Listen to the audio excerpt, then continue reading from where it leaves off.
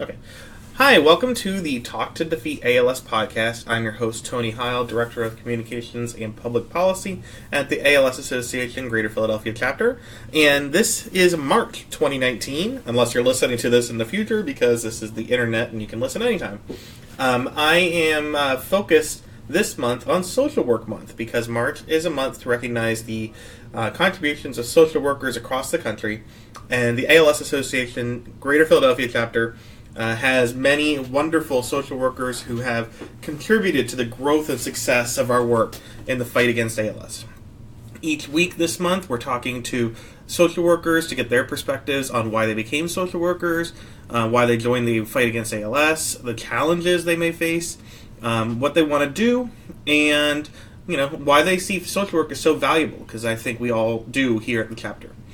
Before I get into my conversation today with my friend Maryann Jones from the Hershey area, I would recommend that you go to our website, www.alsphiladelphia.org, to learn about all of our care services and programs and how to connect with our social workers and our clinics. And you can also find out how to donate, volunteer, and be an advocate. And you can follow us on all social media channels at ALS Philadelphia. And I hope that you will subscribe and comment on this podcast on iTunes or Podbean to help us get a wider range of audience so that we can spread ALS awareness both here in our chapter area and across the country. And we even have listeners in other parts of the world. So thank you all for listening. Thank you, Maryann Jones, for being part of our podcast today. Thank you, Tony, for having me. So, Maryann, you are a recent social worker, right? You only started in social work a couple months ago? I started here in August, but this is my second stint with the ALS Association. I was there for 3 years prior. Yeah, and so, but you have a long career in social work. I was just joking a little bit. I do. I've been a social worker for about 27 years. And so what drew you to becoming a social worker? Well, I think primarily that I hope to help people with managing some of the most difficult times of their lives, hoping to put them in touch with resources and support and giving them a voice. And so did anything in your life make you think this is something I'd like to do, or was it just I need to find a job? I mean, there's no bad answer here. Actually, my grandfather, as I was growing up, had many medical issues and spent much of my childhood in and out of the hospital. And I watched social workers at that time help to put resources into the home so that my grandmother and my mother could help care for him. And I think that's kind of when it kind of popped that, hey, this looks fairly interesting. And from that time on, it's kind of been in the back of my mind, and that's how I became a social worker. I think that all of us probably have had some sort of health issue in our families, and seeing someone, seeing the amount of people it takes to help in any of the situations, whether it's someone that is going through an injury or a fatal disease, you see that, and maybe it sparks something in you that, how can I use my talents in such a way that I can be useful in this kind of setting. Absolutely. And so what drew you to ALS work? Did you have familiarity with it before you came to the chapter? Actually, I did. I was a social worker at a hospital for many years in the ICU, and some of our ALS patients actually came through the ICU. So I did have some... and actually, I worked for hospice also. We had several ALS patients there. So I was exposed to the ALS population prior to my work here, and happy to be here. And so when you came in, it doesn't make it any easier, though, having ALS experience. You knew what you were getting into, and it's such a difficult disease, whether it's for a person living with it or as a social worker, I imagine. Absolutely, correct. It does not make it any easier. It just arms you with a bit of knowledge. Yeah. Do you think, as we move into the other part of our discussion here, do you think sometimes knowing more makes it even harder? Because, I've had conversations with social workers here who will see someone and they will be able to understand where they are in their progression much better than I can. So does the knowledge sometimes make it even harder for you, just on a personal level? Absolutely. I think on a personal level it does, because we know what's going to happen, where the road's leading.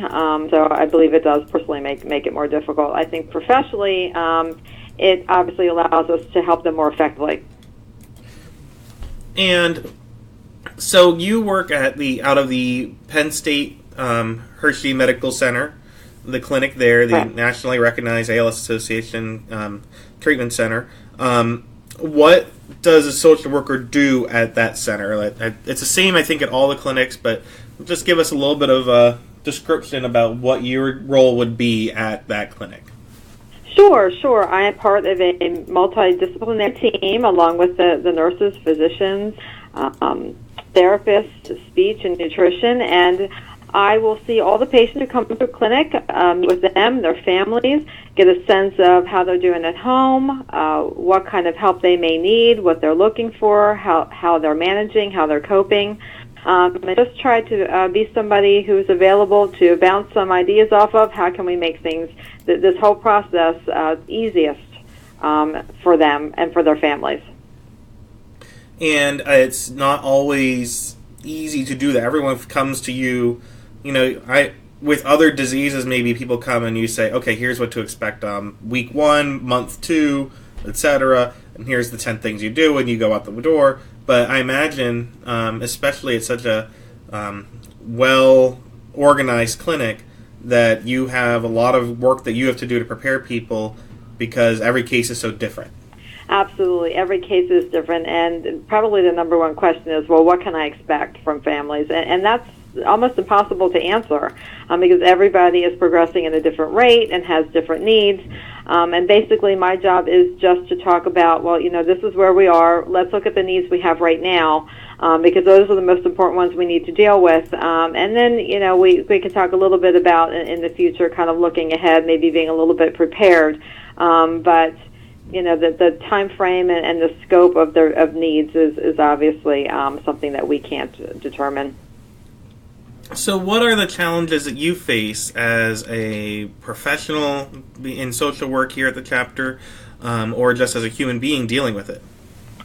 Well, I think some of the challenges as far as patient care is the lack of community resources for help in the home, whether the patients are over income for some services, and even though they're over income for community services, they're not prepared financially or able to pay for the help that they need at the home. And that's really, I find, the most difficult, not being able to get people the things that they really need to have. So that's what we deal with in clinic day in and day out. So that's a challenge that you face, getting people things they need or not being able to. How does that feel personally? Because you know what it means to them if they can't. I think it's very frustrating for me, because I see my role is trying to help fix things, or enable patients to fix things, or make things easiest for them, and simple services that they may need as far as additional care in the home, or those kinds of things that I can't just easily put in for them, or make a phone call and then say, here, this is what's going to happen. So I think one of the challenges is to continue to find and fight for some community resources for people. That's great. And what kind of community services do people have? Because we talk about all the programs that we serve at the chapter, and those are all valuable, but Absolutely. You guys do even more than what we say, because there might be, you guys, as Melissa Call said in our last podcast, you guys are problem solvers. Absolutely. So what we do is we work with the community resources, such as Office of Aging, if a patient is over 60, to see if they qualify for any programs there, to help with home care. We work with the waiver program through the state of Pennsylvania, which has multiple programs depending upon age and income, to help assist and put services in the home as far as home care and ramping and home modifications. We also work with the VA, if a patient is a veteran, to see what services they may be able to provide, again, with home care, home modifications, those kinds of things.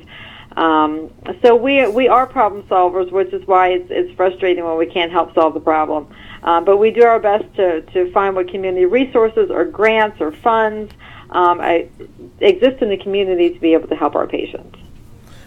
And so is one of the challenges just keeping up to date on all of those changes on what grants are available, what programs in the counties or states or private, and... Well, yeah, it can be. It can be a problem keeping up, and oftentimes, there are changes within the program as far as income guidelines and those kinds of things that do change. So it is important that we kind of stay up on all of that so that we're better able to guide our patients.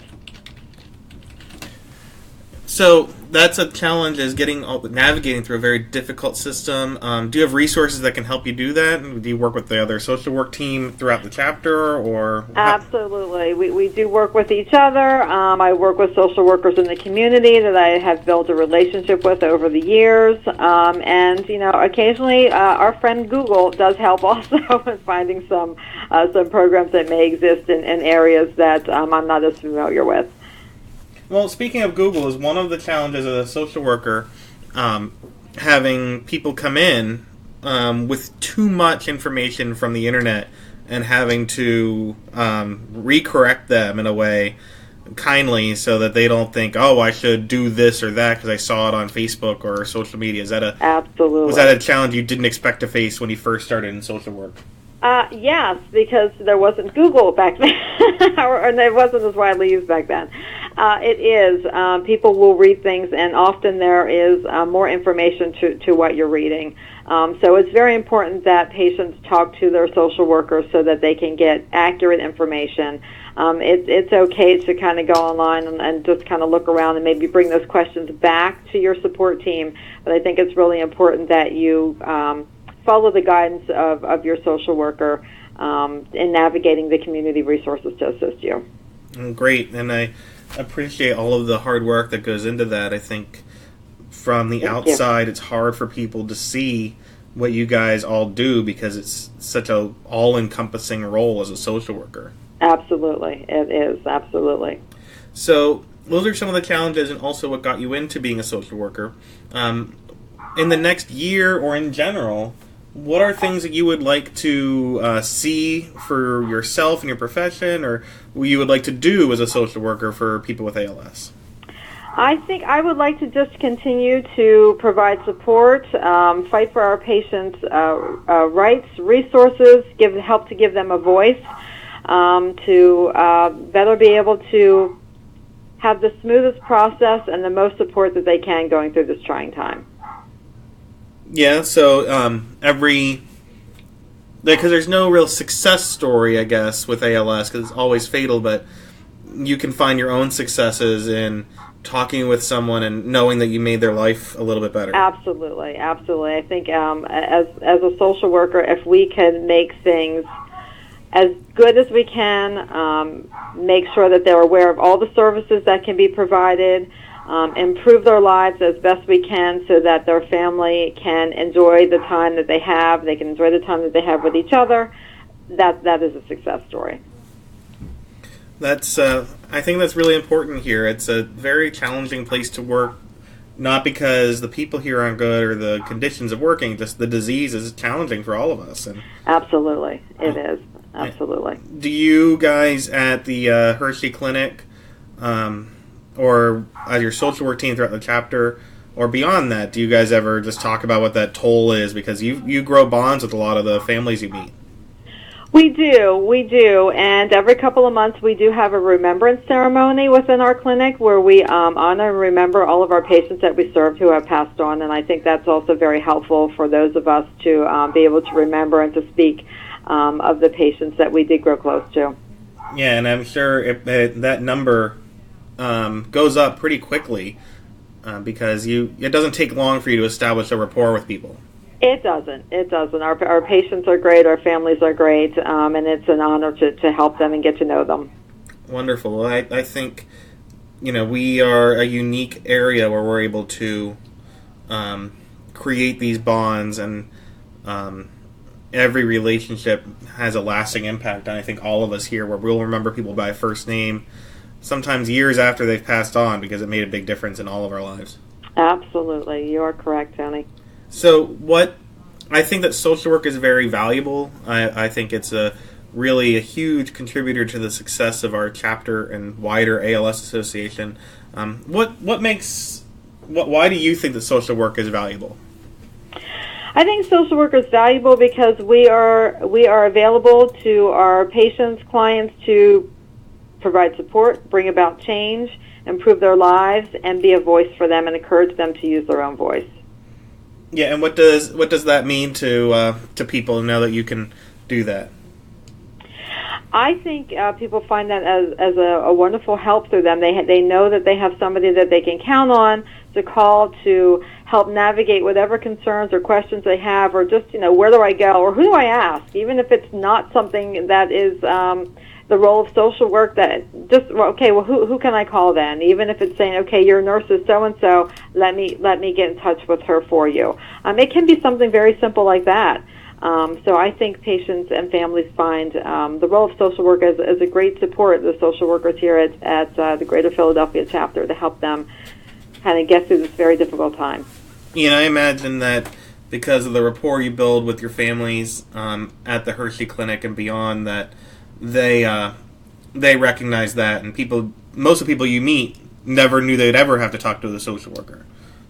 No, you're correct. You're correct. And I think they do recognize how important social work is, including the entire team that we have. Yeah, well, we appreciate it here. It's making a big difference. So would you encourage other people to get involved in that kind of line of work and healthcare in general? I do. I have mentored some social work students or those thinking about going into the field, and I do encourage it. It is a profession that it can make you feel very good about what you can do for people. I mean, you feel like you have an impact on their life, and that's a great feeling. That's really good. Do you have any recommendations on resources that people can use, maybe? Whether it's for ALS or for looking into becoming a social worker or anything like that?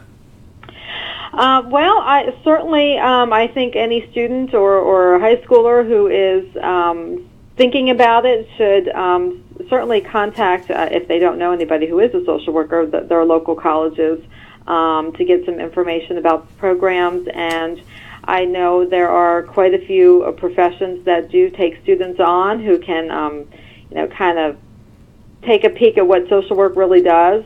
And whether it's there's so many different fields of social work, not only medical, but it's a profession that you can do all kinds of things with. So it's worth exploring. Good. Well, we're glad you explored it. We're glad you explored and came to our chapter. I am too. I think that all of our families at Hershey appreciate it. And you'll be involved in the Hershey Walk, I assume, the Walk to Defeat ALS? Absolutely. I will be at the Walk. Looking forward to that in the beginning of June. And I will also be at Advocacy Day in Harrisburg. Looking forward to that also in May. Great. Well, if you're listening and you're from the Hershey area, definitely go onto our website and find out about the Hershey Walk to Defeat ALS, which is the first Saturday in June. You can go to our website, alsphiladelphia.org, and click on the Walk button to get the details. Register your team now. Are you going to be part of the Hershey Walk team, the Absolutely. Best Care Anywhere? Best Care Anywhere. So Sue Walsh, the nurse there, she organizes this every year, and always a great team, great effort. Love that walk, and I'm hoping to bring my family this year again. We'll see what we can do. It's a wonderful time, absolutely. And if you're not from the Hershey area, there's 6 other walks all across our territory, and you can find they're in Berwick, PA. They are in Seaside Heights, New Jersey, and then Hershey, PA in the spring.